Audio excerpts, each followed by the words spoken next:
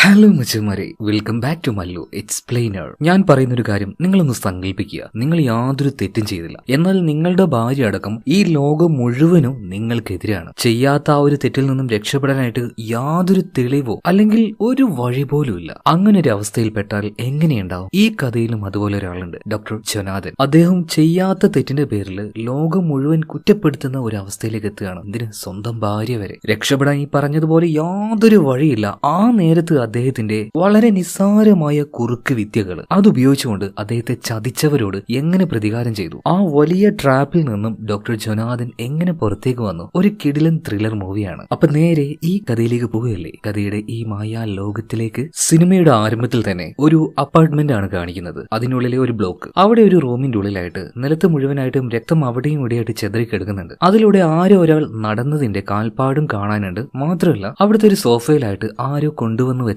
ഒരു gift box ഉണ്ടായിരുന്നു. എന്താണ് അവിടെ സംഭവിച്ചത് എന്നറിയണമെങ്കിൽ ഒരു 3 മാസം പിന്നിലേക്ക് നമ്മളൊന്ന് പോകണം. ഇപ്പൊ ഈ സിനിമയുടെ കഥാനായികയായിട്ടുള്ള, അതായത് ഹീറോയിൻ ആയിട്ടുള്ള എമിലി ടൈലറിനെ കാണിക്കുകയാണ്. എമിലി ഇപ്പോ അവളുടെ ഓഫീസിലേക്ക് പോയിട്ടുണ്ട്. പിന്നീട് അവളുടെ ബോസിനോട് ഒരു കാര്യം പറയാണ്. അതായത് നാളെ അവളുടെ ഹസ്ബൻഡ് ആയിട്ടുള്ള മാർട്ടിൻ ടൈലർ പുറത്തേക്ക് ഇറങ്ങുകയാണ്. എന്തൊക്കെയോ ഷെയർ മാർക്കറ്റിൽ ബിസിനസ് ചെയ്യാന്നൊക്കെ പറഞ്ഞിട്ട് അതിലെന്തൊക്കെയോ ഫ്രോഡ് പരിപാടികൾ കാണിച്ച് അറസ്റ്റിലായതാണ്. എന്തായാലും നാളെ ഈ മാർട്ടിൻ പുറത്തിറങ്ങുകയാണ്. എന്തായാലും അവൻ ആ ഒരു ജയിലിൽ പോയതുകൊണ്ട് തന്നെ ഭയങ്കരമായ ഒരു ഡിപ്രഷൻ അവസ്ഥയിലായിരുന്നു നമ്മുടെ ഈ ഒരു എമിലി. അവളുടെ ആ ഒരു അവസ്ഥയൊക്കെ നന്നായിട്ട് തന്നെ അവളുടെ ബോസിന് മനസ്സിലാകുന്നുണ്ട് കേട്ടോ. ഒന്നും കുഴപ്പമില്ല, നാളെ എന്തായാലും അവൻ വരുമല്ലോ. അങ്ങനെ പിറ്റേ ദിവസമായി ഈ ടൈലറിന്റെ അമ്മയും അതുപോലെ തന്നെ എമിലിയും കൂടെ പിന്നീട് ടൈലറിനെ കൂട്ടാനായിട്ട് ജയിലിലേക്ക് പോവാണ്. സന്തോഷത്തോട് കൂടിയിട്ട് 3 പേരും അവരുടെ വീട്ടിലേക്ക് തിരിച്ചു വരികയാണ്. അതായത് ആ ഒരു ഫ്ലാറ്റിലേക്ക് വന്ന് 2-3 ദിവസം കഴിഞ്ഞപ്പോൾ തന്നെ നമ്മുടെ മാർട്ടിൻ ടൈലർ ഒരു കാര്യം പറയുന്നുണ്ട്. എമിലി, നമ്മളൊക്കെ പണ്ട് എങ്ങനെയാ ജീവിച്ചത്? അതായത് നല്ല കാശുള്ളവരായിരുന്നു അവര്, നല്ല ആഡംബരത്തിൽ ജീവിച്ചതാണ്. ഇപ്പൊ ഒന്നും ഇല്ലാത്തവരെ പോലെ ജീവിക്കാനായിട്ട് എനിക്ക് പറ്റുന്നില്ല. എനിക്ക് നിന്നെയും അമ്മയെ നന്നായിട്ട് നോക്കണം, എനിക്ക് ഇനിയും കാശുണ്ടാക്കണം. ഞാൻ എന്തായാലും ആ ഒരു പഴയ ബിസിനസ്സും കാര്യങ്ങളൊക്കെ തുടങ്ങാൻ വേണ്ടി പോവാണ്. എന്നാൽ ഈ ഒരു കാര്യം കേട്ടപ്പോൾ എമിലി വല്ലാണ്ട് ഷോക്കായി പോവാണ്. കാരണം മാർട്ടിൻ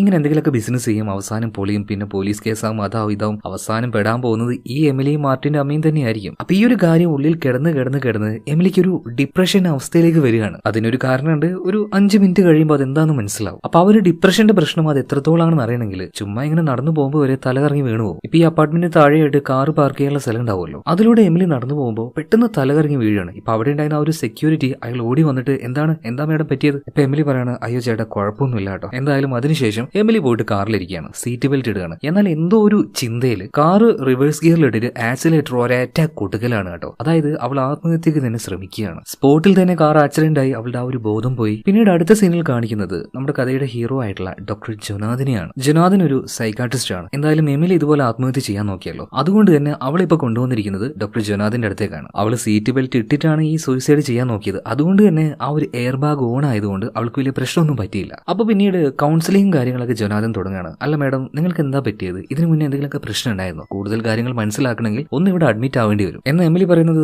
ഡോക്ടറെ, അതൊന്നും നടക്കില്ല, എന്റെ ഭർത്താവിന് ജോലിയൊന്നും ആയിട്ടില്ല, ഞാൻ ജോലിക്ക് പോകുന്നയാ. ഫാമിലിയിൽ ചെറിയ ബുദ്ധിമുട്ടും കാര്യങ്ങളൊക്കെ ഉണ്ടായിരുന്നു, അതിന്റെ ആ ഒരു ടെൻഷനാ. ഞാൻ വേണമെങ്കിൽ എന്നും വന്ന് പോകാം, ഒരു കൗൺസിലിംഗ് പോലെ ആയിക്കോട്ടെ എന്ന് ഡോക്ടർ പറയുന്നുണ്ട്. അതുപോലെ തന്നെ അവൾക്ക് നല്ല ഡിപ്രഷൻ ഉണ്ടല്ലോ, അപ്പൊ അത് മാറാനായിട്ടുള്ള ടാബ്ലറ്റും കാര്യങ്ങളൊക്കെ കൊടുക്കുന്നുണ്ട്. എന്നാൽ ആ ഒരു ടാബ്ലറ്റ് കഴിക്കും തോറും നമ്മുടെ ഈ ഒരു എമിലി വല്ലാതെ ടയേർഡ് ആയിട്ട് വരികയാണ്. എന്തോ ഒരു ഉന്മേഷക്കുറവെല്ലാം അവൾക്ക് തോന്നുന്നുണ്ട്. അപ്പോൾ അവൾ വർക്ക് ചെയ്യുന്ന ആ ഒരു കമ്പനി ഉണ്ടല്ലോ, അതിൽ ആ ഒരു ബോസ് ഒരു ലേഡിയാണ്. അപ്പൊ ആ ഒരു ലേഡി ഈ മരുന്നെല്ലാം കണ്ടിട്ട് പറയണേ, എമിലി ഈ മരുന്ന് ഞാനും കഴിച്ചിട്ടുണ്ട്, പറ്റുവാണെങ്കിൽ നിന്റെ ഡോക്ടറോട് പറഞ്ഞിട്ട് ഈ മരുന്നൊന്നും മാറ്റി തരാൻ പറ. ബോസിനോട് എമിലി പറയണ, നോക്കട്ടെ, ഞാൻ ഡോക്ടറോടൊന്ന് പറഞ്ഞു നോക്കട്ടെ. അങ്ങനെ ഈവനിങ്ങിന് ജൊനാഥനെ കാണാൻ വേണ്ടി എമിലി വീണ്ടും വരികയാണ്. അപ്പൊ ജൊനാഥൻ അവളുടെ ആ ഒരു പാസ്റ്റ് ലൈഫിലെ കാര്യങ്ങൾ വീണ്ടും ചോദിക്കുമ്പോൾ എമിലി കുറച്ച് വർഷങ്ങൾക്ക് മുന്നേ നടന്ന കാര്യങ്ങൾ പറയാണ്. അതായത് മാർട്ടിനെ എങ്ങനെ കണ്ടുമുട്ടി, അവർ പ്രണയത്തിലായി, പിന്നീട് കല്യാണം കഴിഞ്ഞു. അതുപോലെ തന്നെ മാർട്ടിന്റെ കയ്യിൽ അത്യാവശ്യം നല്ല കാശായിരുന്നു. പിന്നീടുള്ള കുറച്ച് വർഷങ്ങൾ നല്ല ആഡംബരത്തിലാണ് ഇവർ ജീവിച്ചത്. പിന്നീട് ബിസിനസ്സിൽ എന്തൊക്കെയോ പ്രശ്നങ്ങൾ വന്നു, ഫ്രോഡ് പരിപാടി കാണിച്ചു, അവൻ ജയിലിൽ പോയി. മാത്രമല്ല ആ ഒരു ഫ്രോഡ് പരിപാടിയിൽ കാശ് പോയവരുടെ കാശ് കൊടുക്കാനായിട്ട് അവന്റെ സ്വത്തുക്കൾ മുഴുവനായിട്ട് കണ്ടുകെട്ടി. അതായത് ഭയങ്കര നല്ല രീതിയിൽ ജീവിച്ചിരുന്ന എമിലിയും ഈ മാർട്ടിന്റെ അമ്മയൊക്കെ വളരെ ദാരിദ്ര്യത്തിലാണ് ഇപ്പൊ ജീവിക്കുന്നത്. അപ്പോൾ ഈ ഒരു ഡിപ്രഷൻ നേരത്തെ ഉണ്ടാവൾക്ക്. നല്ലൊരു ജീവിതം കിട്ടി, ഇനിയും കഷ്ടപ്പാടൊന്നും ഉണ്ടാവില്ല എന്ന് വിചാരിച്ച് നിൽക്കുമ്പോഴാണ് ഇതുപോലെ കിട്ടിയ ഭാഗ്യം ഉടഞ്ഞു പോകുന്നത്. അപ്പൊ അന്ന് തന്നെ എമിലിക്ക് ചില ഡിപ്രഷനും കാര്യങ്ങളൊക്കെ ഉണ്ടായിരുന്നു. അന്ന് അവളുടെ നാട്ടിലെ വേറൊരു ഡോക്ടറായിരുന്നു എമിലിയെ നോക്കിയിരുന്നത്. അപ്പൊ ആ ഒരു ഡോക്ടറെ കാണാൻ വേണ്ടി ജൊനാഥൻ ചെല്ലുകയാണ്. കാരണം എമിലിയുടെ ആ ഒരു കറക്റ്റ് ഹിസ്റ്ററി അറിയാനായിട്ട്. ആ ഡോക്ടറുടെ പേര് ഡോക്ടർ വിക്ടോറിയ എന്നാണ്. അങ്ങനെ ഡോക്ടർ വിക്ടോറിയയെ കാണാനായിട്ട് ഡോക്ടർ ജൊനാഥൻ അങ്ങോട്ടേക്ക് ചെല്ലുകയാണ്. അപ്പൊ എമിലിയെ കുറിച്ചുള്ള കൂടുതൽ വിവരങ്ങൾ വിക്ടോറിയ വഴി പിന്നീട് ജൊനാഥൻ അറിഞ്ഞു. അവളുടെ ഹസ്ബൻഡ് ആദ്യം ജയിലിൽ പോയതിനു ശേഷം അവൾ ഗർഭിണിയായിരുന്നു. അത് അബോഷനായി പോയിട്ടുണ്ടായിരുന്നു. അതുപോലെ ഒരു ബാഡ് ലൈഫായിരുന്നു അവൾക്ക്. ആ ഒരു സിറ്റുവേഷനിൽ ഇതുപോലെ ഒരു പെൺകുട്ടിക്ക് ഡിപ്രഷൻ വന്നിട്ടില്ലെങ്കിലേ അതിശയുള്ളൂ. ഒരു 9 മാസത്തോളം അവൾ എന്റെ അരികിലേക്ക് ട്രീറ്റ്മെന്റിന് വന്നിട്ടുണ്ടായിരുന്നു. പിന്നീട് ഡിസ്കണ്ടിന്യൂ ആയി. നല്ലൊരു മെഡിക്കേഷൻ കൊടുത്തായിരുന്നെങ്കിൽ അവള് പഴയതുപോലെ തന്നെ ആയേനെ. അല്ല ഡോക്ടറെ, നിങ്ങളിപ്പോൾ ഏതാ മരുന്ന് കൊടുക്കുന്നതെന്ന് വിക്ടോറിയ പറഞ്ഞപ്പോൾ ഡോക്ടർ ആ ഒരു മരുന്നിന്റെ പേര് പറയാണ്. ഇപ്പൊ വിക്ടോറിയ തന്നെ ഒരു പുതിയ മരുന്ന് സജസ്റ്റ് ചെയ്യുന്നുണ്ട്. അബ്ലിക്സ എന്ന കമ്പനിയുടെ പുതിയൊരു മരുന്നാണ്. പറ്റുവാണെങ്കിൽ അത് കൊടുത്തു നോക്ക്, പെട്ടെന്ന് തന്നെ മാറ്റങ്ങൾ വരാനുള്ള സാധ്യതയുണ്ട്. നോക്കാന്ന് പറഞ്ഞിട്ട് ഡോക്ടർ ജൊനാഥൻ അവിടുന്ന് പോവാണ്. ഇതിനുശേഷം എമിലിയും അതുപോലെ തന്നെ ഹസ്ബൻഡ് ആയിട്ടുള്ള മാർട്ടിനെയും കാണിക്കുകയാണ്. രണ്ടുപേരും കൂടെ എന്തോ ഒരു പ്രോഗ്രാമിന് പോകാൻ നിൽക്കുകയാണ്. എന്നാൽ ഇതുപോലെയുള്ള പ്രോഗ്രാമിന് പോകുന്ന സമയത്ത് അവൾ എന്തെങ്കിലുമൊക്കെ പ്രശ്നങ്ങൾ ഉണ്ടാക്കും. അതായത് സൈക്കോളജിക്കലി കുറെ ഇഷ്യൂസ് ഉണ്ടല്ലോ അവൾക്ക്. അപ്പൊ മാർട്ടിൻ പറയുന്നുണ്ട്, എമിലി ഞാൻ കാര്യമായിട്ട് പറയാ, വരാൻ ബുദ്ധിമുട്ടുണ്ടെങ്കിൽ നീ റിസ്ക് എടുത്ത് വരണമെന്നില്ല. അതുപോലെ തന്നെ ഞാൻ പുതിയൊരു ബിസിനസ് തുടങ്ങാൻ പോവാണ്, ജയിലിൽ പോയി കിടന്നു പോവാണ്. അപ്പൊ പബ്ലിക്കുമായിട്ടൊരു അത്യാവശ്യ റിലേഷൻ ഉണ്ടാക്കിയിട്ടില്ലെങ്കിൽ എന്റെ ബിസിനസ് മുന്നോട്ടേക്ക് പോവില്ല. എനിക്ക് ഈ ഒരു പ്രോഗ്രാമിൽ പങ്കെടുക്കേണ്ടത് അത്യാവശ്യമാണ്. ബുദ്ധിമുട്ടാണെങ്കിൽ എമിലി നീ വരേണ്ട ആവശ്യമില്ല എന്ന് പറയണം. അപ്പൊ എമിലി പറയണ മാർട്ടിന് കുഴപ്പമൊന്നുമില്ല, നീ ഒറ്റയ്ക്ക് പോകണ്ട, ഞാനും കൂടെ വരാന്ന് പറയണം. അങ്ങനെ എമിലിയും മാർട്ടിനും കൂടെ ആ ഒരു പ്രോഗ്രാമിന് പോവാണ്. എന്നാൽ അവിടെ എത്തിയ സമയത്ത് പതിയെ എമിലിയുടെ സ്വഭാവമൊക്കെ മാറാൻ തുടങ്ങി. പെട്ടെന്ന് ആൾക്കൂട്ടത്തിനിടയിൽ നിന്ന് കരയാൻ തുടങ്ങുകയാണ് കേട്ടോ. വേഗം തന്നെ മാർട്ടിൻ വന്നിട്ട് എമിലിയും കൂട്ടിക്കൊണ്ട് വീട്ടിലേക്ക് പോവാണ്. അതായത് മാർട്ടിന് അറിയായിരുന്നു ആൾക്കാരുടെ കൂട്ടത്തിലേക്ക് എത്തിക്കഴിഞ്ഞാൽ അവൾക്ക് എന്തെങ്കിലുമൊക്കെ സൈക്കോളജിക്കൽ ഇഷ്യൂ ഉണ്ടാവുമെന്ന്. വിചാരിച്ചതുപോലെ തന്നെ സംഭവിക്കുകയും ചെയ്തു. അങ്ങനെ ദിവസങ്ങൾ വീണ്ടും മുന്നോട്ടേക്ക് പോവാണ്. എമിലിയുടെ ആ ഒരു ഡിപ്രഷൻ സ്റ്റേജ് കൂടി വരിക എന്നല്ലാതെ അത് കുറയുന്നില്ല. ഇപ്പൊ വണ്ടിയൊന്നും അവൾക്ക് ഈ ഒരു സിറ്റുവേഷനിൽ ഓടിക്കാൻ പാടില്ല. അതുകൊണ്ട് തന്നെ മെട്രോ സ്റ്റേഷനിലേക്ക് പോവാണ്. അതേ നേരം തന്നെ അവിടെ ആ ഒരു മരുന്ന് കമ്പനിയുടെ പേരും കാണുന്നുണ്ട് കേട്ടോ, അതായത് അബ്ലിക്സ. അതെല്ലാം ചുമ്മാ നോക്കിയിട്ട് കുറെ നേരം നിന്നപ്പോൾ അവൾക്ക് എന്തോ ഒരു തോന്നല്. പയ്യെ റെയിൽവേ ട്രാക്കിന്റെ അടുത്തേക്ക് അവൾ അങ്ങനെ നടക്കുകയാണ്. ഒരു ട്രെയിൻ അങ്ങനെ വരുന്നുണ്ട്. പെട്ടെന്ന് അവിടെ ഉണ്ടായിരുന്ന ഒരു പോലീസുകാരെ വന്നിട്ട് അവളെ പിടിക്കുന്നുണ്ട്. അപ്പോഴാണ് എമിലിക്ക് സ്വബോധം തിരിച്ചു കിട്ടിയത്. സത്യം പറയുകയാണെങ്കിൽ നല്ല രീതിയിൽ കിളി പാറി കിടക്കുകയാണ് എമിലിയുടെ. ഇതിനുശേഷം ഡോക്ടർ ജൊനാഥനെ കാണിക്കുകയാണ്. അദ്ദേഹത്തിന്റെ ഭാര്യയും കൂടെ എന്തോ ചെറിയൊരു ഔട്ടിങ്ങിന് പുറത്തേക്ക് വന്നതാണ് കേട്ടോ. എന്നാൽ പെട്ടെന്ന് ജൊനാഥിന്റെ അരികിലേക്ക് ഈ എമിലി വന്നിട്ട് പറയാണ്, ഡോക്ടർ ഇപ്പൊ തന്നെ ഒന്ന് വാ, എനിക്ക് നിങ്ങളോടൊരു കാര്യം സംസാരിക്കണം. അതായത് ഈ ഡിപ്രഷനും ആൻസൈറ്റിയുള്ള ആൾക്കാർ ഒരു പ്രത്യേക രീതിയിലാണല്ലോ ബിഹേവ് ചെയ്യുക. ഡോക്ടറുടെ ആ ഒരു പ്രൈവറ്റ് ടൈമാണ്, വെറുതെ പോയി ഡിസ്റ്റർബ് ചെയ്യാൻ പാടില്ല. അങ്ങനെയുള്ള ആ ഒരു ബേസിക് മാനേഴ്സ് ഒന്നും എമിലി കാണിക്കുന്നില്ല. എന്തായാലും അവളുടെ കൂടെ പോകുക തന്നെ. എന്നാൽ ഡോക്ടർ ജൊനാഥിന്റെ ഭാര്യയ്ക്ക് ഇത് ഒട്ടും ഇഷ്ടാവുന്നില്ല. എന്തായാലും എമിലിയും കൂട്ടി ഒരു ഹോട്ടലിലേക്ക് ചെന്നിട്ട് അവിടെ ഇരുന്നുകൊണ്ട് അവളോട് നല്ല രീതിയിൽ സമാധാനിപ്പിച്ചുകൊണ്ട് അവളോട് സംസാരിക്കുകയാണ്. അതായത് ഇങ്ങനെയുള്ള പേഷ്യൻസിന് നല്ല നല്ല സംസാരം അല്ലെങ്കിൽ വാക്കുകളാണ് ഒരു ഡോക്ടർ കൊടുക്കേണ്ടത്. അതേ നേരം തന്നെ ഈ എമിലി ഒരു കാര്യം പറയുന്നുണ്ട്, ഡോക്ടറെ എന്റെ മരുന്നൊന്ന് മാറ്റാൻ പറ്റുമോ? അബ്ലിക്സ എന്ന കമ്പനിയിൽ ആ ഒരു മരുന്നില്ലേ, അതായിരിക്കും നല്ലത്. കാരണം എന്റെ കൂടെ വർക്ക് ചെയ്യുന്ന ജൂലിയ എന്നൊരു പെൺകുട്ടിയുണ്ട്, അവൾക്കും ഇതേ പ്രശ്നം തന്നെയായിട്ട് ഈ ഒരു മരുന്നാണ് അവൾ കഴിച്ചത്. നല്ല മാറ്റമുണ്ട്. ഇപ്പൊ ഡോക്ടർ പറയണത് നിനക്കത് കഴിക്കാൻ താല്പര്യം ഉണ്ടെങ്കിൽ വേണമെങ്കിൽ ഞാൻ എഴുതി തരാന്ന് പറഞ്ഞിട്ട് ഡോക്ടർ എഴുതി കൊടുക്കുന്നുണ്ട്. അതുപോലെ തന്നെ നമ്മുടെ ഡോക്ടർ ജൊനാഥിന് നല്ലൊരു ഓപ്പർച്യൂണിറ്റി കിട്ടുകയാണ്. മാർക്കറ്റിൽ പുതിയ എന്തോ ഒരു മരുന്ന് വരാൻ പോവാണ്. അപ്പൊ അതിനെക്കുറിച്ച് പഠിച്ച് അത് പ്രൊമോട്ട് ചെയ്യാനായിട്ട് ആ ഒരു കമ്പനിക്ക് നല്ലൊരു ഡോക്ടറുടെ ആവശ്യമുണ്ട്. സോ ആ ഒരു കമ്പനിയുടെ ഒരു ടീം വന്നിട്ട് നമ്മുടെ ഡോക്ടർ ജൊനാഥിനെയാണ് സെലക്ട് ചെയ്യുന്നത്. ഒരുപാട് മീറ്റിങ്ങുകളും കാര്യങ്ങളും പഠനം ഒക്കെ നടത്തേണ്ടി വരും. അതിനെല്ലാത്തിനും ഡോക്ടർ ജൊനാഥൻ തയ്യാറാണ്. മാത്രമല്ല ഈ ഒരു ജോലി ചെയ്തു കഴിഞ്ഞാൽ വലിയൊരു എമൗണ്ട് അവന് സെറ്റിൽമെന്റ് ആയിട്ട് കിട്ടും കേട്ടോ. ജൊനാഥനാണെങ്കിൽ അത്യാവശ്യം കാശിന്റെ ഒക്കെ ആവശ്യമുള്ള ഒരാൾ തന്നെയാണ്. അതുപോലെ തന്നെ അവന്റെ ആ ഒരു ഭാര്യ ഉണ്ടല്ലോ, അവൾ ഓൾറെഡി മറ്റൊരു കല്യാണം കഴിച്ച് അതിൽ ഡിവോഴ്സായി, അതിലൊരു കൊച്ചുണ്ട്. ആ ആളെയാണ് ജൊനാഥൻ വിവാഹം കഴിച്ചിരിക്കുന്നത്. മാത്രമല്ല ആ ഒരു കുട്ടിയാണെങ്കിൽ ഡോക്ടർ ജൊനാഥൻ നന്നായിട്ട് നോക്കും. അതുപോലെ തന്നെ ഭാര്യയെ നന്നായിട്ട് നോക്കും. ഫാമിലി എന്ന് പറഞ്ഞാൽ ജൊനാഥന് അത് ഭയങ്കര കാര്യമാണ്. അപ്പൊ ഫാമിലി കുറച്ചുകൂടെ നന്നായിട്ട് നോക്കാലോ. നല്ലൊരു ഓപ്പർച്യൂണിറ്റിയാണ് കിട്ടിയിരിക്കുന്നത്. അതായത് ആ ഒരു കമ്പനി പറഞ്ഞ ജോലി ചെയ്തു കഴിഞ്ഞാൽ വലിയൊരു തുകയാണ് ഡോക്ടർ ജൊനാഥന് കിട്ടുക കേട്ടോ. അതുപോലെ തന്നെ നമ്മുടെ എമിലിയുടെ ലൈഫ് നോക്കുകയാണെങ്കിൽ ആ ഒരു പുതിയ ടാബ്ലറ്റ് കഴിക്കാൻ തുടങ്ങിയതിൽ പിന്നെ അവൾ നന്നായിട്ട് ഓക്കെ ആവാൻ തുടങ്ങി. മുമ്പത്തെ പോലെ ആ ഒരു മാനസിക പിരിമുറുക്കൊന്നും ഇപ്പൊ ഇല്ല കേട്ടോ. ഹസ്ബൻഡിന്റെ കൂടെ അവൾ ഇപ്പൊ ഹാപ്പി ആവാണ്. ഒരു ദിവസം നട്ടപ്പാതിരാക്കിയ മാർട്ടിൻ ഇങ്ങനെ എഴുന്നേറ്റ് നോക്കുമ്പോൾ എവിടുന്നോ പാട്ട് കേൾക്കുന്നുണ്ട്. അതുപോലെ തന്നെ ഡൈനിങ് ഹാളിലൂടെ ആരും അങ്ങോട്ടും ഇങ്ങോട്ടും നടക്കണം. ചെന്ന് നോക്കുമ്പോൾ മറ്റാരുമല്ല, എമിലി തന്നെയാണ്. അതിനിടയിൽ ഒരു പാലെടുത്ത് ഒരു ഗ്ലാസ്സിലേക്ക് അവൾ അങ്ങനെ ഒഴിക്കുന്നുണ്ട്. ആ ഗ്ലാസ് നിറഞ്ഞിട്ടും അവൾ അങ്ങനെ ഒഴിച്ചുകൊണ്ടേയിരിക്കുകയാണ്. ആ സമയത്താണ് മാർട്ടിന് ഒരു കാര്യം മനസ്സിലായത്. അവള് സ്വബോധത്തോടെയല്ല ഇതൊക്കെ ചെയ്യുന്നത്. രാത്രി ചില ആൾക്കാർ ഉറങ്ങിക്കൊണ്ട് എഴുന്നേറ്റ് നടക്കുക എന്ന് പറയില്ലേ, ആ അവസ്ഥയാണ് ഇപ്പോൾ എമിലിക്ക് വന്നിരിക്കുന്നത്.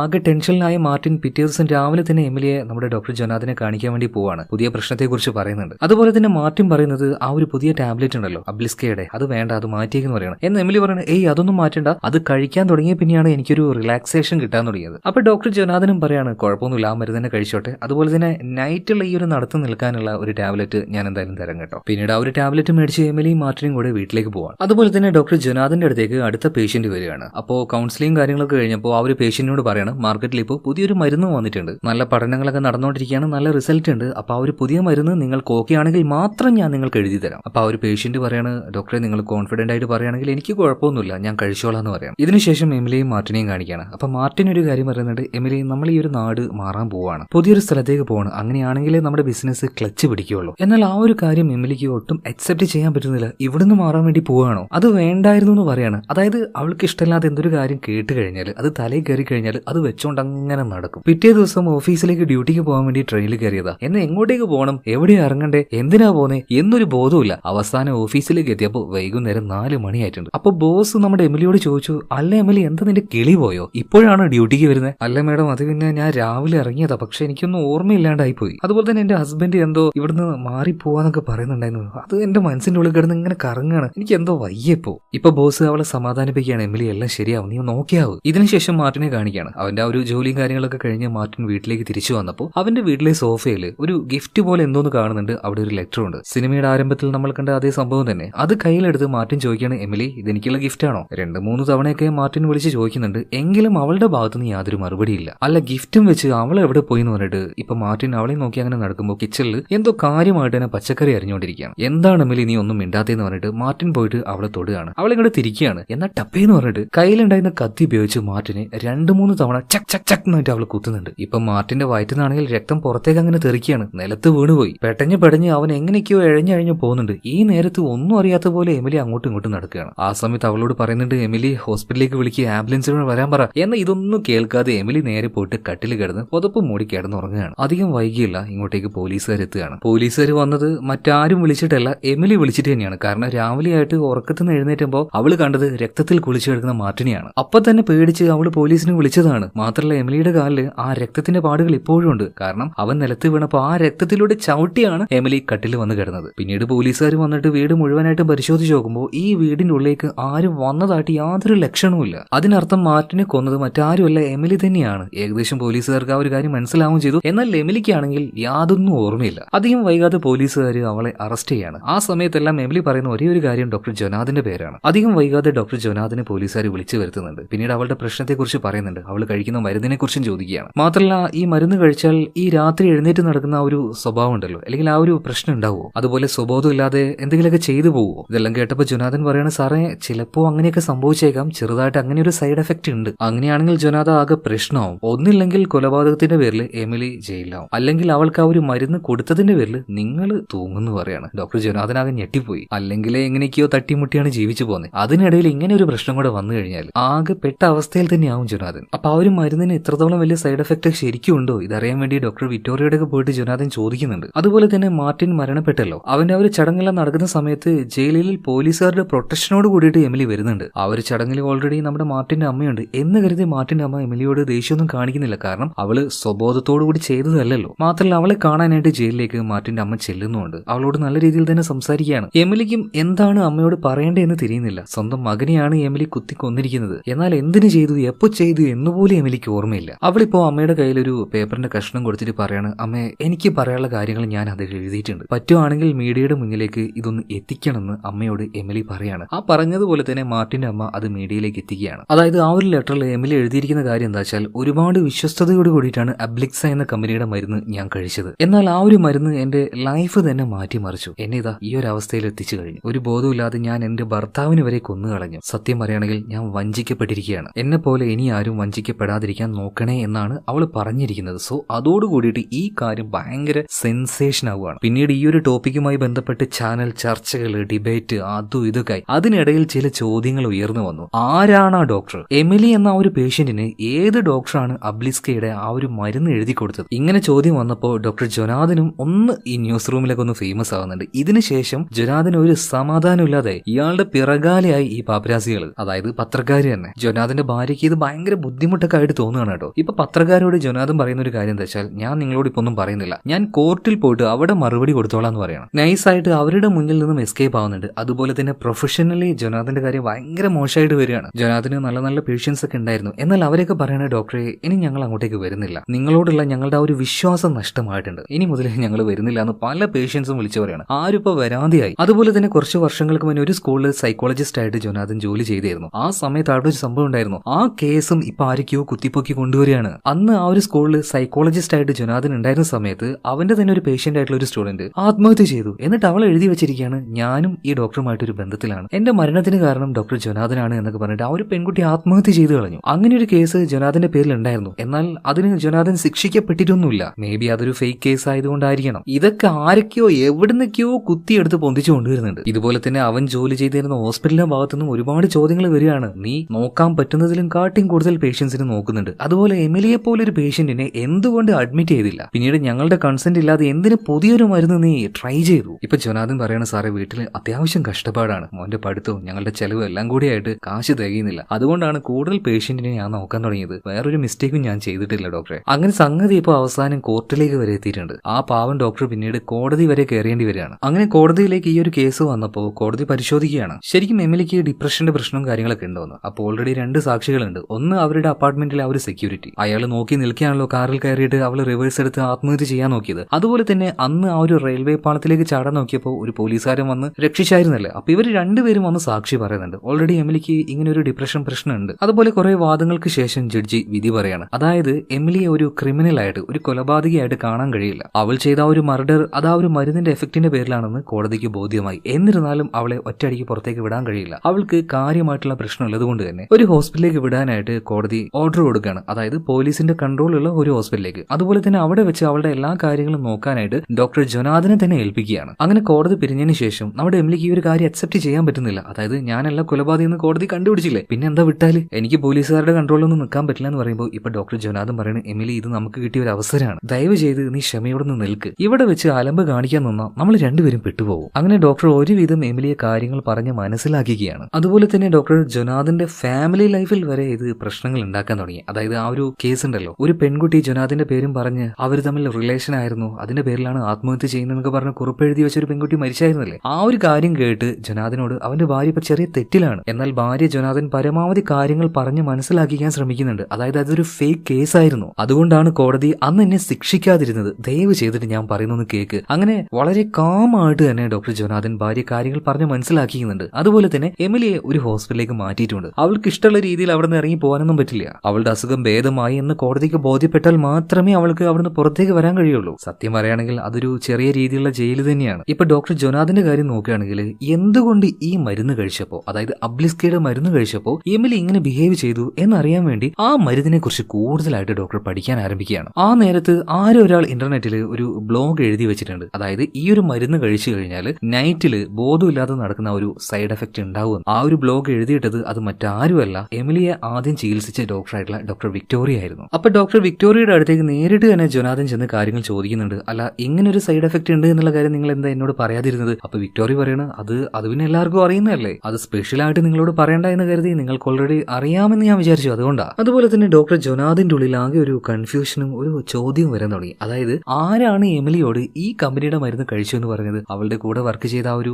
ജൂലിയ എന്ന് പറഞ്ഞ പെൺകുട്ടിയല്ലേ, അവള് പറഞ്ഞിട്ടല്ലേ അബ്ലിസ്ക എന്ന ആ ഒരു മരുന്ന് ജൊനാഥനോട് ചോദിച്ച് പ്രിസ്ക്രൈബ് ചെയ്തത് എമിലി. അപ്പൊ ആരാണ് ഈ ജൂലി എന്ന് അറിയാൻ വേണ്ടിയിട്ട് എമിലി വർക്ക് ചെയ്യുന്ന ഓഫീസിലേക്ക് ചെന്ന് നോക്കുമ്പോൾ ആ പേരിൽ അങ്ങനെ ഒരാളെ അവിടെ ഇല്ല. അപ്പം മുതൽ ജൊനാഥന്റെ ഉള്ളിൽ ഒരു ചോദ്യം ഇങ്ങനെ വരാൻ തുടങ്ങി. അതായത് എമിലി ഉഡായിപ്പാണോ, അവള് പറയുന്നതൊക്കെ കള്ളമായിരിക്കോ? പിന്നീട് അതുമായി ബന്ധപ്പെട്ട് പല കാര്യങ്ങളും ഡോക്ടർ ജൊനാഥൻ അന്വേഷിക്കാനും പിന്നീട് ഓരോ കാര്യങ്ങൾ സ്വയം മനസ്സിലാക്കാനും ശ്രമിക്കാൻ തുടങ്ങി. ഇതിനിടയിൽ വൈകുന്നേരം സ്കൂൾ വിട്ട് വരുന്ന മകനെ കൂട്ടേണ്ട ഒരു ചുമതല ജൊനാഥനായിരുന്നു. അതുവരെ അവൻ മറന്നു പോയിട്ടുണ്ട്. വീട്ടിൽ തന്നെ ഇരുന്ന് കണ്ടിന്യൂസ് ആയിട്ട് എന്തോ ഒരു കാര്യം നോക്കിക്കൊണ്ടിരിക്കുകയാണ്. എന്തായാലും ജൊനാഥൻ പോവാത്തത് കൊണ്ട് മകൻ കുറെ നേരം അവിടെ പോസ്റ്റായി. പിന്നീട് അവന്റെ ഭാര്യ പോയിട്ടാണ് കൂട്ടിയിട്ട് തിരിച്ചു വരുന്നത്. വീട്ടിലെത്തിയ സമയത്ത് ജൊനാഥന്റെ ഭാര്യ അവനൊരു നോട്ടം നോക്കുന്നുണ്ട് കേട്ടോ. നീ ഇങ്ങനെ ഇരുന്നോ, വെറുതെ ഓരോ പൊല്ലാപ്പം ഉണ്ടാക്കിയിട്ട് അതിന്റെ പിന്നാലെ അങ്ങനെ നടന്നോ? എന്നാൽ ഈ സമയത്ത് ജൊനാഥൻ ഭാര്യയോട് ഒരു കാര്യം പറയാണ്, ഞാൻ പറയുന്ന കാര്യം നീ ഒന്ന് കേൾക്കൂ. അതായത് ഈ എമിലി എന്തൊക്കെയോ കാര്യങ്ങൾ മറയ്ക്കാൻ ശ്രമിക്കുന്നുണ്ട്. അവളുടെ ഒരു കൂട്ടുകാരി അവൾ വർക്ക് ചെയ്യുന്ന ഓഫീസിലുണ്ട്, ജൂലിയ എന്നൊക്കെയാ പറഞ്ഞത്. ആ ജൂലിയ പറഞ്ഞിട്ടാണ് അവൾ ഈ ഒരു മരുന്ന് എനിക്ക് സജസ്റ്റ് ചെയ്തത്, അബ്ലിസ്ക എന്ന് പറഞ്ഞ മരുന്ന്. എന്നാൽ അവളുടെ ഓഫീസിൽ അങ്ങനെ ഒരു പെൺകുട്ടിയേ ഇല്ല.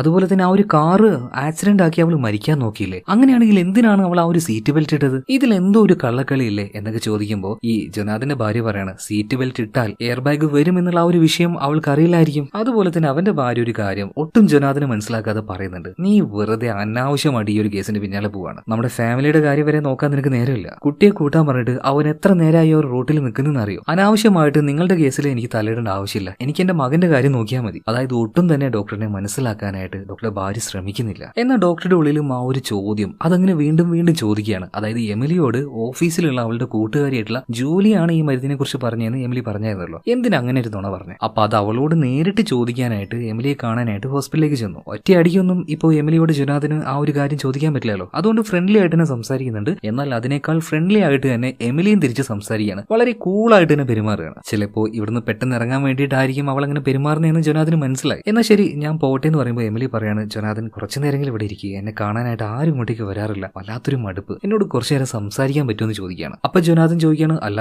നിന്റെ ഓഫീസിൽ വർക്ക് ചെയ്യുന്ന ആ ഒരു ജോലിയില്ലേ, അവളൊന്നും വരാറില്ലെന്ന് ചോദിക്കുകയാണ്. അപ്പൊ എമിലി ചോദിക്കുകയാണ്, എന്റെ ഓഫീസിൽ വർക്ക് ചെയ്യുന്ന ജോലിയോ? ജോലി അതിന് ഓഫീസിലല്ല, ഞാൻ ഇതിനു മുന്നേ ഒരു ബാറിൽ വർക്ക് ചെയ്തായിരുന്നല്ലോ, അപ്പൊ അവിടെ ഉണ്ടായിരുന്ന ഒരു പെൺകുട്ടിയാണ് ഈ ജോലി. ഇത് കേട്ടപ്പോൾ ഡോക്ടർ ജൊനാഥന്റെ എല്ലാ സംശയവും മാറാണ്. വെറുതെ ഇവളെ സംശയിച്ചു, ഒരു ഒരു കാര്യമില്ലാതെ സംശയിച്ചു. അതായത് ഈ ജോലി അവളുടെ ഓഫീസിലല്ല, അവൾ മുന്നേ വർക്ക് ചെയ്തിരുന്ന ബാറിലായിരുന്നു. എന്തായാലും പിന്നീട് ഡോക്ടർ ജൊനാഥൻ വീട്ടിലേക്ക് തിരിച്ചു പോവാണ്. അതുപോലെ തന്നെ 2-3 ദിവസം കഴിഞ്ഞപ്പോൾ ഒരു പുതിയ ഓഫർ ഡോക്ടർ ജൊനാഥന് കിട്ടിയായിരുന്നല്ലോ. ഒരു പുതിയ മരുന്നും അതിന്റെ ആ ഒരു പബ്ലിസിറ്റിയും സ്റ്റഡിയും കാര്യങ്ങളൊക്കെ വലിയൊരു എമൗണ്ടും അത് ചെയ്തു കഴിഞ്ഞാൽ അവന് കിട്ടുമല്ലോ. ആ ഒരു കോൺട്രാക്ട് ഒരു സെമിനാർ വിളിച്ച് ജൊനാഥന്റെ കയ്യിൽ നിന്നും ആ ഒരു കമ്പനി തിരിച്ചു വാങ്ങാണ്. ഇത്രയും പ്രശ്നം അവന്റെ മേത്ത് ഉണ്ടാകുമ്പോൾ അവന്റെ കയ്യിൽ ഈ ഒരു പ്രൊഡക്റ്റ് ഏൽപ്പിച്ചു കഴിഞ്ഞാൽ അത് കമ്പനിക്ക് ദോഷമാവുന്ന അവർക്ക് നന്നായിട്ട് മനസ്സിലായി. എന്നാൽ ആ ഒരു സെമിനാറിന് അങ്ങോട്ടേക്ക് പോയപ്പോഴാണ് ജൊനാഥൻ ഒരു കാര്യം മനസ്സിലാവുന്നത്. അതായത് അബ്ലിസ്ക എന്ന് പറഞ്ഞ ആ ഒരു കമ്പനിയുടെ മരുന്നാണല്ലോ എല്ലാ പ്രശ്നങ്ങൾക്കും കാരണം. ആ കമ്പനിയുടെ ഷെയർ മാർക്കറ്റിലെ, അതായത് സ്റ്റോക്ക് മാർക്കറ്റിലെ വാല്യൂ വളരെയധികം കുറഞ്ഞിട്ടുണ്ട്. എന്നാൽ ആ കമ്പനിയുടെ കോമ്പറ്റീറ്റർ ആയിട്ടുള്ള, അതായത് ഇതേ മരുന്ന് തന്നെ മറ്റൊരു രീതിയിൽ ഇറങ്ങുന്ന ഒരു കമ്പനിയുടെ ഷെയർ മൂല്യമാണെങ്കിൽ ഭയങ്കരമായിട്ട് കയറിയിട്ടുണ്ട്. ഇവിടെ വെച്ച് ഡോക്ടർ ജൊനാഥന് ചില സംശയങ്ങൾ തോന്നുകയാണ്. അതേ സംശയത്തിൽ നേരെ വീട്ടിലേക്ക് വരുന്നുണ്ട്. ഭാര്യയോട് ഈ കാര്യങ്ങളൊക്കെ പറയാണ്. അതായത് അബ്ലിസ്ക എന്ന ഒരു മെഡിക്കൽ കമ്പനിയുടെ ഷെയർ വാല്യൂ ഭയങ്കരമായിട്ട് കുറഞ്ഞിട്ടുണ്ട്. അതുപോലെ തന്നെ അതിന്റെ ഓപ്പോസിറ്റ് കമ്പനിയുടെ ഷെയർ മൂല്യം ഭയങ്കരമായിട്ട് കൂടി അങ്ങ് എത്തിയിട്ടുണ്ട്. അതായത് മാർക്കറ്റിൽ ഇങ്ങനെയൊരു കാര്യം സംഭവിക്കാൻ വേണ്ടി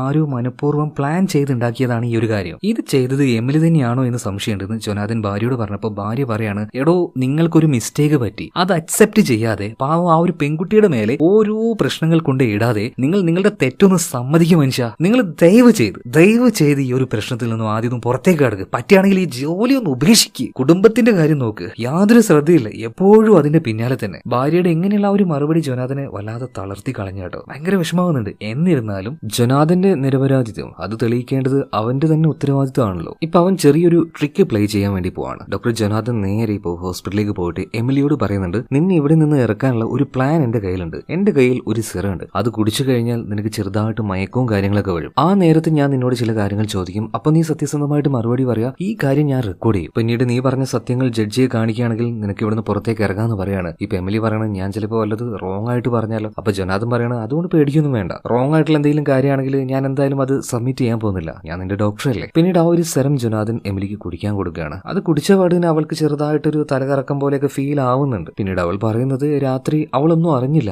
അവൾ അറിയാതെയാണ് ഭർത്താവിനെ കയറി കുത്തിയത് എന്നാണ്. പിന്നീട് ജൊനാഥൻ എന്താ ചെയ്തതെന്നറിയോ? ഈ വീഡിയോ എടുത്തുകൊണ്ട് ഈ കേസ് ഹാൻഡിൽ ചെയ്യുന്ന പോലീസുകാരന്റെ അടുത്തേക്ക് ചെല്ലുകയാണ്. എന്നിട്ട് പറയാണ്, സാറേ ദാ കണ്ടോ, ഈ വീഡിയോ വലിയൊരു എവിഡൻസ് ആണ്. പോലീസുകാരൻ നോക്കുമ്പോ അവളെന്താ പറഞ്ഞത്? അവൾ അറിയില്ല, അവൾ അറിയാതെയാണ് അയാളെ, അതായത് ഹസ്ബൻഡിനെ കുത്തിയത് എന്നല്ലേ? അതല്ല സാറേ, ഞാൻ ആ ഒരു സെറം കൊടുത്തപ്പോ അവൾ അഭിനയിക്കുന്നത് കണ്ടോ? ഞാൻ കൊടുത്തത് വെറും വെള്ളമാണ്. ആ വെള്ളം കുടിച്ച് മയങ്ങുന്നത് പോലെ, അതായത് എന്തോ ഒരു മരുന്ന് കുടിച്ചതുപോലെ അവൾ ആക്ട് ചെയ്യണമെങ്കിൽ ഒന്ന് ആലോചിച്ച് നോക്ക് സാറേ. എന്തോ ഒന്നും അവൾ മറിക്കുന്നില്ലേ? ഇപ്പൊ ആ ഒരു പോലീസുകാരൻ പറയാണ്, എന്റെ പൊന്നു ജൊനാഥ, നീ ഇങ്ങനെ ഓരോ കളികൾ കളിക്കാൻ നിൽക്കല്ലേ. ഓൾറെഡി പ്രൂവ് ആയതാണ് എമിലിക്ക് എന്തൊക്കെയോ അസുഖം ഉണ്ട് എന്നുള്ള കാര്യങ്ങൾ. അതുകൊണ്ട് വെറുതെ മെനക്കെടുത്താതെ സ്ഥലം വിട്ടേന്ന് പറയാണ്. ഡോക്ടർ ജൊനാഥൻ പിന്നീട് അദ്ദേഹത്തിന്റെ തന്നെ ഒരു സീനിയർ ആയിട്ടുള്ള ഡോക്ടറെ കാണാൻ വേണ്ടി പോവാണ്. എന്താണ് ഇതിനൊരു പരിഹാരം, എങ്ങനെ അവളുടെ ആ ഒരു കള്ളത്തരം പുറത്തു കൊണ്ടുവരും എന്നൊക്കെ ഇങ്ങനെ ഈ ഒരു ഡോക്ടറോട് ചോദിച്ചപ്പോ ജൊനാഥനോട് ആ ഒരു ഡോക്ടർ പറയാണ്, എടാ നീ ഇതിന്റെ പിന്നാലെ ഇങ്ങനെ നടക്കല്ലേ, പ്ലീസ് വിട്ടുകള. അതായത് എല്ലാവരും ജൊനാഥനോട് ഇങ്ങനെയാ പറയുന്നത്, ആരും അവന് മനസ്സിലാക്കാൻ ശ്രമിക്കുന്നില്ല. അതുകൊണ്ട് തന്നെ വീണ്ടും ചില ട്രിക്കുകൾ പ്രയോഗിക്കാൻ വേണ്ടിയിട്ട് നേരെ എമിലിയുടെ അടുത്തേക്ക് ജൊനാഥൻ പോവാണ്. പോകുന്നതിന് മുന്നേ ആരൊക്കെയാണ് അവളെ കാണാൻ പോകുന്നത് എന്ന് എഴുതി ഒപ്പിട്ട് കൊടുക്കണം. ആ നേരത്താണ്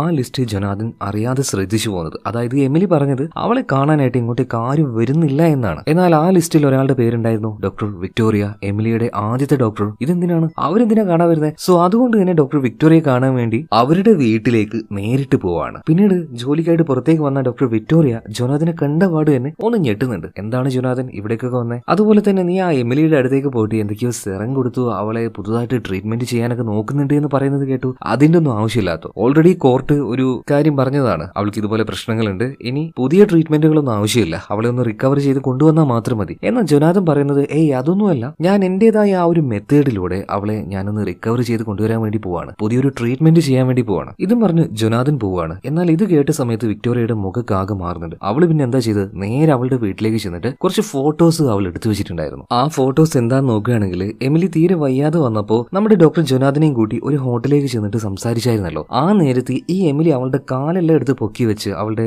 ഈ കാലിന്റെ ഭാഗമൊക്കെ കുറച്ച് കൂടുതലായിട്ട് എക്സ്പോസ് ആക്കി ഇരുന്നിട്ടുണ്ടായിരുന്നു. ആ ഒരു ഫോട്ടോ ആരോ ഒരാൾ എടുത്തിട്ടുണ്ടായിരുന്നു. അതാണിപ്പോ ഈ വിക്ടോറിയയുടെ കയ്യിലുള്ളത്. അതിന്റെ കൂടെ തന്നെ കുറച്ച് ന്യൂഡായിട്ടുള്ള എമിലിയുടെ വേറെയും ഫോട്ടോ എടുത്തുകൊണ്ട് ഇതെല്ലാം ഒരു കൊറിയർ ആക്കി നേരെ ജൊനാഥന്റെ ഭാര്യയ്ക്ക് അയച്ചു കൊടുക്കുകയാണ്. അവളുടെ കയ്യിൽ ആ ഒരു സാധനം കിട്ടിയ പാട് അവൾ ആ ഗാലമ്പാക്കുകയാണ് കേട്ടോ. അതായത് നിങ്ങൾ ഇങ്ങനെ പേഷ്യന്റിനോട് ചെയ്യുന്നുണ്ടെങ്കിൽ 2 വർഷം മുന്നേ നടന്ന ആ ഒരു കോളേജ് സ്റ്റുഡന്റിന്റെ കാര്യത്തിൽ അതും സത്യമായിരിക്കുമല്ലോ. എന്നാൽ ജൊനാഥൻ പരമാവധി ഭാര്യയോട് കാര്യങ്ങൾ പറയാൻ ശ്രമിക്കുന്നുണ്ടെങ്കിലും അവള് കേൾക്കുന്നില്ല. എനിക്കിനി നിങ്ങൾ വിശ്വാസമില്ല, ഞാൻ പോവാന്ന് പറഞ്ഞിട്ട് ഇപ്പൊ അവള് പോവാണ്. ഇതേ നേരം തന്നെ ഡോക്ടർ വിക്ടോറിയ ജൊനാഥനെ വിളിക്കുകയാണ്. ജൊനാഥ, ഞാൻ ഇപ്പൊ തന്നത് വെറും ഒരു ടെസ്റ്റ് ഡോസ് മാത്രമാണ്. ആണ്. നമുക്കൊരു ഡീലിലേക്ക് എത്താം, എന്തായാലും ഒരു കോഫി ഷോപ്പിലേക്ക് പോവാം. എവിടെയാ സ്ഥലം എന്ന് ഞാൻ പറയാം, നമുക്ക് അവിടെ വെച്ച് സംസാരിക്കാന്ന് പറയണം. അങ്ങനെ ഡോക്ടർ ജൊനാഥൻ വിക്ടോറിയ പറഞ്ഞതുപോലെ ഒരു കോഫി ഷോപ്പിലേക്ക് വരുന്നുണ്ട്. ജൊനാഥനോട് വിക്ടോറിയ പറയുന്ന കാര്യം, നീ ഒരു സംഭവത്തിന്റെ പിന്നാലെ, അതായത് എമിലിയുടെ പിന്നാലെ നടക്കുന്ന ആ ഒരു പരിപാടി അതൊന്ന് നിർത്തിയേക്ക്. ഇപ്പൊ നിന്റെ ഭാര്യയ്ക്ക് മാത്രമേ ഞാൻ ഒരു ഫോട്ടോ അയച്ചിട്ടുള്ളൂ. ഇനി ഞാനിത് പത്രത്തിലേക്ക് മീഡിയയിലേക്കൊക്കെ അയക്കും. അതോടുകൂടി പേഷ്യന്റിന്റെ കൂടെ റിലേഷൻ വെച്ച ഡോക്ടർ എന്ന പേരിൽ നിന്റെ മെഡിക്കൽ ലൈസൻസ് വരെ ക്യാൻസൽ ആവും, നിന്റെ പ്രൊഫഷൻ തന്നെ ഇല്ലാതാവും. ഇത് കേട്ട് ഡോക്ടർ ജൊനാഥൻ ഒന്നും മിണ്ടാതെ അങ്ങനെ ഇരിക്കുകയാണ്. എന്നിട്ട് ഇപ്പൊ പെട്ടെന്ന് എഴുന്നേറ്റ് വിക്ടോറിയയോട് ഒരു കാര്യം പറയുന്നുണ്ട്. ഡോക്ടർ വിക്ടോറിയ, എമിലി എല്ലാ കാര്യങ്ങളും എന്നോട് തുറന്നു പറഞ്ഞു കഴിഞ്ഞു. നീ ഉണ്ടാക്കി വെച്ച ആ ഒരു കാശുണ്ടല്ലോ, അതെടുത്ത് പറ്റുവാണെങ്കിൽ വേഗം രക്ഷപ്പെട്ടു എന്ന് പറയാണ്. ഇത് കേട്ടപ്പോൾ വിക്ടോറിയ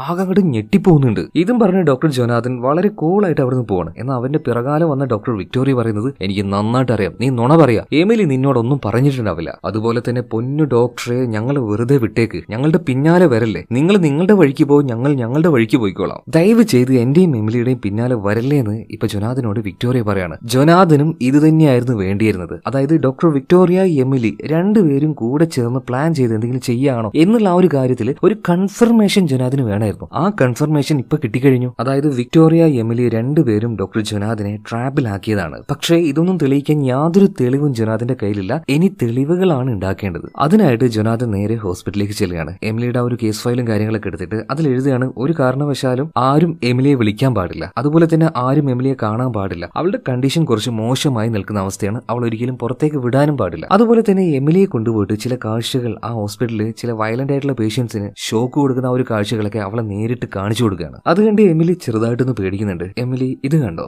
സിറ്റുവേഷൻ കൂടുതൽ വഷളാവുകയാണെങ്കിൽ ഇതുപോലെ പേഷ്യൻസിന് ഷോക്ക് കൊടുക്കാനുള്ള പെർമിഷൻ കോടതി തരുന്നുണ്ട്. ഓർമ്മകൾ ഇല്ലാത്തൊരു പേഷ്യന്റിന് ഇതുപോലെ ഷോക്ക് കൊടുത്താൽ അദ്ദേഹത്തിന് ഓർമ്മ തിരിച്ചു കിട്ടും. ഇനിയിപ്പോ ഓർമ്മ ഉണ്ടായിട്ടും അഭിനയിക്കുന്ന ആ ആൾക്ക് ഷോക്ക് കിട്ടുകയാണെങ്കിൽ ചിലപ്പോ ഉള്ള കാര്യം മുഴുവനായിട്ട് മറന്നു പോകും കേട്ടോ. അപ്പൊ ഇതിങ്ങനെ കേട്ടപ്പോ എമിലിക്ക് ആകെ പേടിയാവുന്നുണ്ട്. അതുപോലെ തന്നെ ജൊനാഥന്റെ ഫോണിലേക്ക് വിക്ടോറിയ ഒരു മെസ്സേജ് അയച്ചായിരുന്നു. അതിന്റെ ചെറിയൊരു പോർഷൻ എടുത്ത്, ഞാൻ അയച്ച കാര്യങ്ങളൊക്കെ കിട്ടിയല്ലോ, ഇനിയെല്ലാം പ്രോപ്പറായിട്ട് ചെയ്തു എന്നുള്ള ആ ഒരു വോയിസിന്റെ ഭാഗം മാത്രം എടുത്ത് എമിലിയെ ജൊനാഥൻ കേൾപ്പിക്കുകയാണ്. അതായത്, എമിലി, നിങ്ങൾ രണ്ടുപേരും കൂടിയിട്ട്, വിക്ടോറിയയും നീയും കൂടിയിട്ട് ഉണ്ടാക്കിയ പ്ലാനും കാര്യങ്ങളൊക്കെ ഞാൻ അറിഞ്ഞു. നിങ്ങളുടെ ലക്ഷ്യം ഒബ്ലിക്സ്ക എന്ന ആ ഒരു കമ്പനിയുടെ ഷെയർ വാല്യൂ ഭയങ്കരമായിട്ട് ഒരുപാട് ബാഡ് ന്യൂസ് ഉണ്ടാക്കിയിട്ട് താത്തണമായിരുന്നു. അതുപോലെ തന്നെ അതിന്റെ കോമ്പറ്റീറ്റർ കമ്പനിയിലേക്ക് നിങ്ങൾ ഒരുപാട് കാശ് ഇൻവെസ്റ്റും ചെയ്തു. അതിലൂടെ ആ കമ്പനി ഈ ന്യൂസിൽ ഭയങ്കരമായിട്ട് വളരുകയും ചെയ്തു. ഒബ്ലിസ്ക എന്ന കമ്പനി ഭയങ്കരമായിട്ട് താവുകയും ചെയ്തു. അതിലൂടെ നിങ്ങൾ നന്നായിട്ട് പ്രോഫിറ്റ് ഉണ്ടാക്കി. പക്ഷെ ഇപ്പൊ പ്രശ്നം എന്താ വെച്ചാൽ, നിങ്ങൾ രണ്ടുപേരും കൂടി ഉണ്ടാക്കിയ ആ ഒരു കാശ് അതിനെന്തിനാ 2 ഷെയർ എന്നാണ് ഡോക്ടർ വിക്ടോറിയ ഇപ്പൊ വിചാരിക്കുന്നത്. നിന്നെ നൈസായിട്ട് ഒഴിവാക്കാനാണ് അവളുടെ പദ്ധതി. എന്തായാലും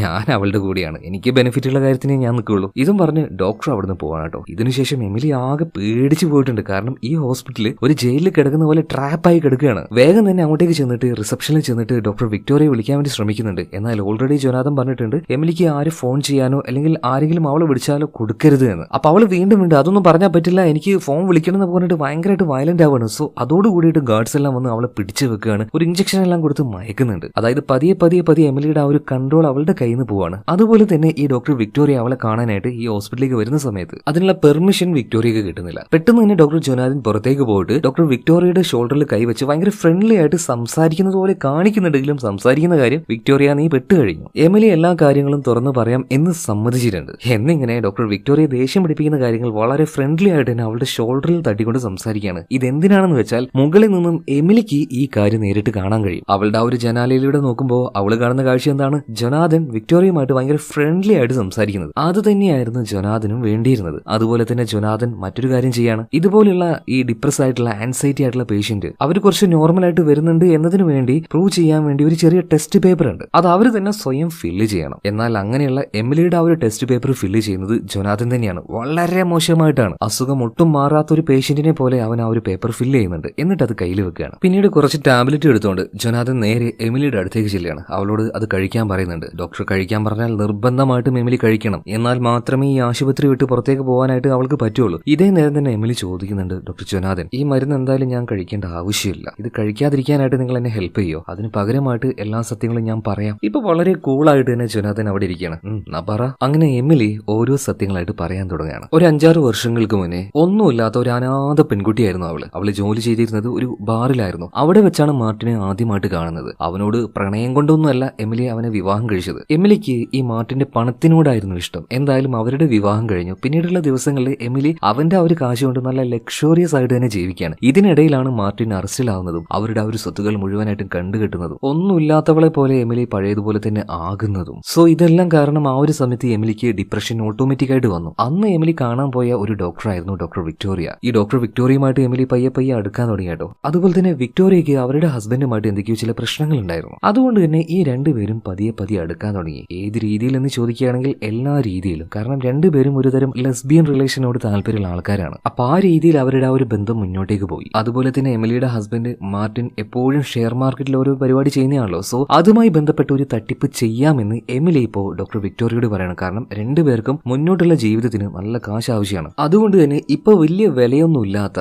ഈ ഒരു അബ്ലിസ്ക എന്ന് പറഞ്ഞ കമ്പനിയുടെ നേരെ ഓപ്പോസിറ്റ് ആയിട്ട് ഒരു കമ്പനി ഉണ്ടായിരുന്നു. ആ കമ്പനിയുടെ ഷെയറുകൾ ഇവര് വാങ്ങിച്ചു കൂട്ടുകയാണ് ചെറിയ വില കൊടുത്തിട്ട്. എന്നിട്ട് എന്താക്കി, ഈ അബ്ലിസ്ക എന്ന കമ്പനിയുടെ ഒരു മരുന്നിന് ഭയങ്കര നെഗറ്റീവ് ആണ് എന്നുള്ള രീതിയിൽ ന്യൂസ് വരാനായിട്ടുള്ള പ്ലാനുകൾ ഇവർ ഉണ്ടാക്കാൻ തുടങ്ങി. അതിന്റെ ആദ്യ ഭാഗം എന്നോണം നമ്മുടെ എമിലിക്ക് ഭയങ്കര ഡിപ്രഷനാണ് എന്ന് പബ്ലിക്കിന് വരുത്തി തീർക്കണം. അതിനായിട്ട് അവളുടെ ബോസിനോട് എപ്പോഴും അവൾ ഇല്ലാ കഥകൾ ഇങ്ങനെ പറഞ്ഞുകൊണ്ടിരിക്കും. എനിക്ക് ഭയങ്കര പ്രശ്നമാണ്, ഡിപ്രഷനാണ്, അതാണ് ഇതാണ്. മാത്രമല്ല 2 സാക്ഷികളെയും അവൾ ഉണ്ടാക്കിയിട്ടുണ്ട്. ഒന്ന് ആ ഒരു കാർ പാർക്കിങ്ങിലെ സെക്യൂരിറ്റി ഗാർഡ്, പിന്നെ റെയിൽവേ സ്റ്റേഷനിലെ ആ ഒരു പോലീസുകാരൻ. ആകെ കൂടി അവൾക്ക് ഇങ്ങനെ ഒരു അസുഖം ഉണ്ട് എന്ന് പറയാനായിട്ട് 3 സാക്ഷികൾ ഓൾറെഡി ആയി കഴിഞ്ഞു. അതുപോലെ തന്നെ ഡോക്ടർ ജൊനാഥൻ അവളുടെ ഡിപ്രഷന് വേണ്ടി ആദ്യം കൊടുത്ത മരുന്നുകളൊന്നും എമിലി കഴിച്ചായിരുന്നില്ല. രണ്ടാമത് കൊടുത്ത അബ്ലിസ്കയുടെ മരുന്ന് മാത്രമാണ് അവൾ കഴിച്ചത്. സത്യം പറഞ്ഞാൽ ആ മരുന്നിന് വലിയ നെഗറ്റീവ് ഒന്നുമില്ല, ഒരു നല്ല മെഡിസിൻ ആയിരുന്നു. പക്ഷെ അതിനെതിരായിട്ട് ഒരു ബാഡ് ന്യൂസ് ക്രിയേറ്റ് ചെയ്യണമല്ലോ. അതിനുവേണ്ടി എമിലി എന്ത് ചെയ്തു, അവളുടെ ഹസ്ബൻഡിനെ, അതായത് മാർട്ടിനെ മനഃപൂർവ്വം തന്നെ കൊന്നുകളയാണ്. അല്ലാതെ ബോധമില്ലായ്മയിലൊന്നും ചെയ്തതല്ല അത്. ആ ഒരു കാര്യം നിങ്ങൾ ആരും എക്സ്പെക്ട് ചെയ്തിട്ടുണ്ടാവില്ലല്ലോ. മാർട്ടിന് എമിലിയോട് ആത്മാർത്ഥമായ സ്നേഹമായിരുന്നു. എന്നാൽ എമിലിക്ക് അവനോട് അങ്ങനെ ആയിരുന്നില്ല. പാവം മനുഷ്യൻ. എന്തായാലും അവളുടെ ആ ഒരു സ്വാർത്ഥതയ്ക്ക് വേണ്ടി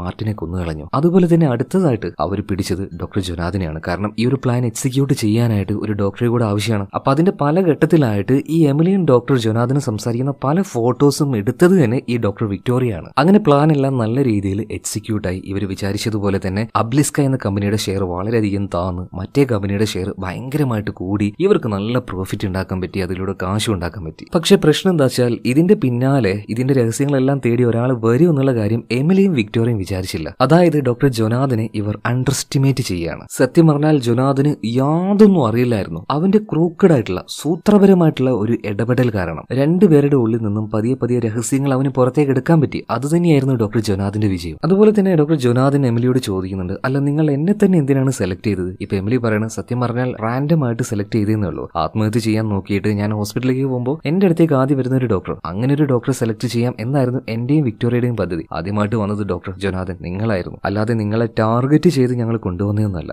അതുപോലെ തന്നെ ഇത്രയും കാര്യങ്ങൾ ഒരുമിച്ച് നിന്ന് ചെയ്തിട്ട് എന്തിനാണ് വിക്ടോറിയ എന്നെ ചതിക്കുന്നതെന്ന് എമിലി ഇങ്ങനെ ജൊനാഥനോട് ചോദിക്കുമ്പോൾ ജൊനാഥൻ പറയണ, എടോ നീ കാശിന് വേണ്ടി സ്വന്തം ഭർത്താവിനെ കൊന്നു. ഇപ്പൊ ഡോക്ടർ വിക്ടോറിയക്ക് ആ ഒരു കാശ് മുഴുവൻ വേണമെന്ന് വിചാരിച്ചു, അതുകൊണ്ട് നിന്നെ പെടുത്താന്ന് അവള് വിചാരിക്കുകയാണ്. ഇപ്പൊ എമിലി പറയാണ്, ഡോക്ടറെ അവൾ അങ്ങനെ ഒറ്റയ്ക്ക് ആ ഒരു കാശ് കൊണ്ട് സൂഹിക്കണ്ട, എന്നെ മാപ്പുസാക്ഷിയാക്കാൻ പറ്റുമോ? അങ്ങനെയാണെങ്കിൽ ഞാൻ എല്ലാം കോർട്ടിൽ വന്നിട്ട് തുറന്നു പറയാന്ന് പറയാണ്. ഡോക്ടർ ജൊനാഥനും ഇത് തന്നെയായിരുന്നു വേണ്ടത്. അടുത്ത സീനിൽ കോർട്ടിൽ കാണിക്കുകയാണ്, അതായത് കോടതിയിൽ. എന്നാൽ നമ്മൾ വിചാരിക്കുന്ന പോലെ കോർട്ടിൽ വന്നിട്ട് എമിലി എല്ലാ കാര്യങ്ങളൊന്നും തുറന്ന് പറയുന്നില്ല. അവള് ഇപ്പൊ ഭേദമായി, പണ്ടത്തെ പോലെ ഡിപ്രഷൻ ഒന്നും ഇല്ലാന്നാണ് ഡോക്ടർ ജൊനാഥനും പറയുന്നത്. അതായത് അവളെ പുറത്തിറക്കാൻ വേണ്ടിയിട്ടാണ് ജൊനാഥൻ ശ്രമിക്കുന്നത്. എന്നാൽ ഒരു കണ്ടീഷൻ ഡോക്ടർ ജൊനാഥൻ പറയുന്നുണ്ട്, എല്ലാ ദിവസവും അവൾ എന്റെ അടുത്തേക്ക് ഒരു കൗൺസിലിംഗിന് വരട്ടെ. അവൾ ഓക്കെ ആയി എന്ന് തോന്നുമ്പോൾ ആ ഒരു കൗൺസിലിംഗ് സ്റ്റോപ്പ് ചെയ്യാൻ ഞാൻ തന്നെ കോടതിയോട് പറയാം. അങ്ങനെ ആ ഒരു കണ്ടീഷന്റെ പുറത്ത് കോടതി അവളെ ഇപ്പൊ ആ ഒരു ഹോസ്പിറ്റലിൽ നിന്ന് റിലീസ് ചെയ്യാൻ വേണ്ടി പറയണം. അപ്പൊ ആ ഒരു കോർട്ടിൽ ആരും ഉണ്ട്, നമ്മുടെ ഡോക്ടർ വിക്ടോറിയ ഉണ്ട്. ഇവിടെ നടക്കുന്ന കളികൾ എന്താണെന്ന് അവൾക്കൊന്നും മനസ്സിലാവുന്നില്ല കേട്ടോ. എന്തായാലും എമിലി പുറത്തേക്ക് വന്നല്ലോ, ഡോക്ടർ വിക്ടോറിയക്ക് അത് മതി. ഡോക്ടർ വിക്ടോറിയക്ക് സത്യം പറഞ്ഞാൽ എമിലിയോട് ഭയങ്കര സ്നേഹമാണ് കേട്ടോ. എന്തായാലും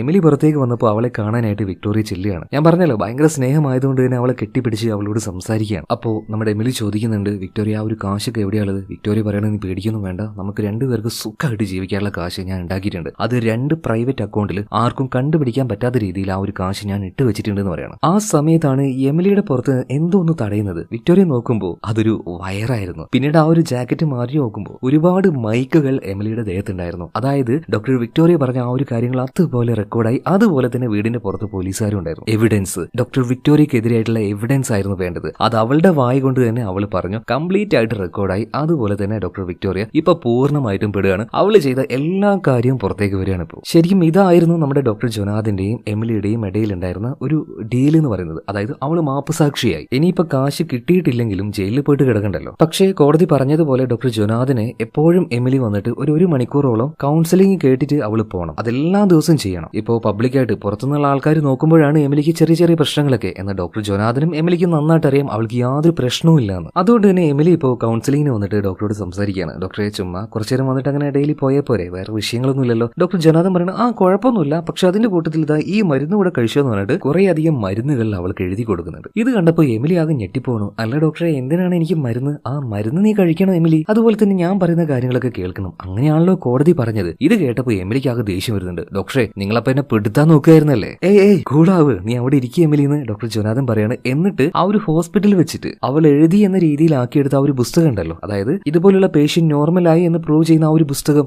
അതെടുത്തിട്ട് ജനാർദ്ദൻ കാണിച്ചു കൊടുത്തിട്ട് പറയണം, എമിലി ഇതിൽ കംപ്ലീറ്റ് ആയിട്ട് പക്കാ നെഗറ്റീവ് ആയിട്ടാണ് ഞാൻ ഓരോ കാര്യങ്ങളും നോട്ട് ചെയ്ത് വെച്ചിട്ടുള്ളത്. ഇതെങ്ങാനും ഞാൻ കോർട്ടിൽ സബ്മിറ്റ് ചെയ്ത് കഴിഞ്ഞാൽ നിനക്ക് പിന്നെ ലൈഫിൽ ആ ഹോസ്പിറ്റലിൽ നിന്ന് പുറത്തേക്ക് ഇറങ്ങാൻ പറ്റില്ല. ഇപ്പൊ ആകെ ദേഷ്യവും വാശിയും കയറി എമിലി ചാടി എഴുന്നേൽക്കാണ്. ഡോക്ടറെ, എനിക്കിട്ട് പണിയാൻ നോക്കിയാണ്ടല്ലോ, എനിക്കൊരു പ്രശ്നവും ഇല്ല, യാതൊരു മെന്റൽ പ്രോബ്ലവും ഇല്ല, ഡിപ്രഷനും ഇല്ല, ആൻസൈറ്റിയും ഇല്ല, ഒരു തേങ്ങാപ്പലയും ഇല്ല.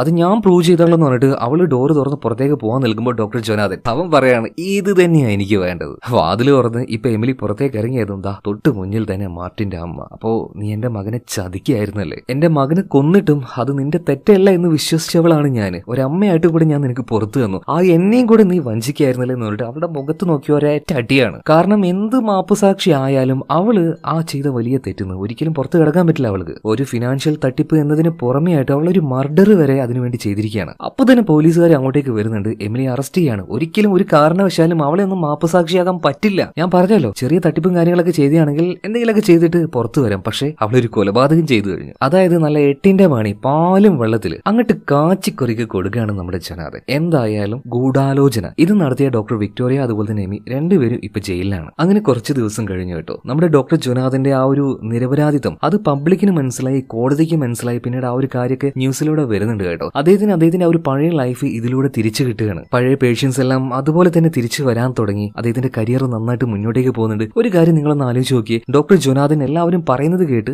ഇതിൽ നിന്ന് പിന്മാറിയായിരുന്നെങ്കിൽ അദ്ദേഹത്തിന് ഇതുപോലെ നല്ലൊരു ലൈഫ് തിരിച്ചു കിട്ടുമായിരുന്നോ? അദ്ദേഹം ഭയങ്കര ഒരു തോൽവിയായി മാറില്ലായിരുന്നോ? അതാണ് ലൈഫിൽ എന്തൊക്കെ പ്രശ്നങ്ങൾ വന്നാലും പിടിച്ചു നിൽക്കാൻ ശ്രമിക്കുക. വിഷമങ്ങളും കാര്യങ്ങളൊക്കെ ഉണ്ടാവും, എന്നാലും പിടിച്ചു നിൽക്കാൻ ശ്രമിക്കുക. അതിൽ നിന്ന് റിക്കവർ ആവാൻ വേണ്ടി നമ്മൾ പരിശ്രമിക്കുക. എന്തെങ്കിലുമൊക്കെ ഒരു വഴി എവിടെന്നെങ്കിലൊക്കെ കിട്ടുമെന്ന്. എന്തായാലും ഈ ഒരു കഥ നിങ്ങൾക്ക് നന്നായിട്ട് ഇഷ്ടപ്പെട്ടു എന്ന് ഞാൻ വിചാരിക്കുകയാണ്. ഇഷ്ടമായാൽ നമ്മുടെ ചാനൽ ഒന്ന് സബ്സ്ക്രൈബ് ചെയ്യുക, അതുപോലെ തന്നെ വീഡിയോ ഒന്ന് ലൈക്ക് ചെയ്യുക. അപ്പൊ അടുത്ത വീഡിയോയിൽ നമുക്ക് വീണ്ടും കാണാം. Okay, by.